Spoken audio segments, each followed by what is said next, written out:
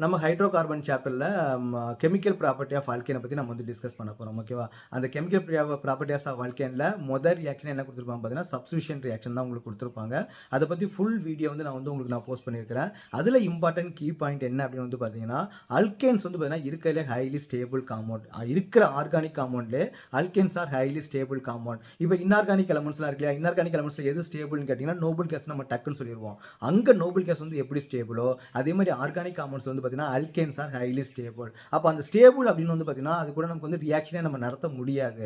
அப்படி அதில் ரியாக்ஷன் நம்ம நடத்தணும் அப்படின்னா அந்த அட்டாக்கிங் ரியேஜன், அந்த நியூ ரியேஜன் நமக்கு எப்படி இருக்கும் பார்த்தீங்கன்னா ஹைலி ரியாக்டிவாக வந்து இருக்கணும். அப்போ ஹைலி ரியாக்டிவ் ஆட்டம் நமக்கு என்ன அப்படின்னு வந்து பார்த்தீங்கன்னா ஹாலஜன்ஸ் தான். ஓகேவா? இருக்கிறதுலே ஹைலி ரியாக்டிவ் எலமெண்ட்ஸ் எதுன்னு பார்த்தீங்கன்னா ஹாலஜன்ஸ் தான். அப்போ ஹாலஜன்ஸ் தான் இதை வந்து ரியாக்ட் பண்ணுறதுக்கு வந்து நமக்கு வந்து பாசிபிலிட்டிஸ் இருக்குது. அப்போ இன்னொன்று என்ன பார்த்தீங்கன்னா, அப்போ ஹாலஜன் வந்து பார்த்தீங்கன்னா சடனாக ரியாக்ட் பண்ணிட முடியாது. நம்ம என்ன பண்ணோம், ஹை டெம்பரேச்சர் வந்து நமக்கு வந்து கொடுக்கணும். ஆல்மோஸ்ட் வந்து பார்த்தீங்கன்னா 300 to 500 டிகிரி சென்டிகிரேட் வந்து நீங்கள் டெம்பரேச்சர் கொடுத்தா தான் அது வந்து நமக்கு வந்து ரியாக்ட் ஆகும். அதே மாதிரி நமக்கு என்ன பண்ணால் அந்த ரியாக்ஷன் நடத்துறதுக்கு வந்து பார்த்தீங்கன்னா யூவி லைட் வந்து பாஸ் பண்ணணும்.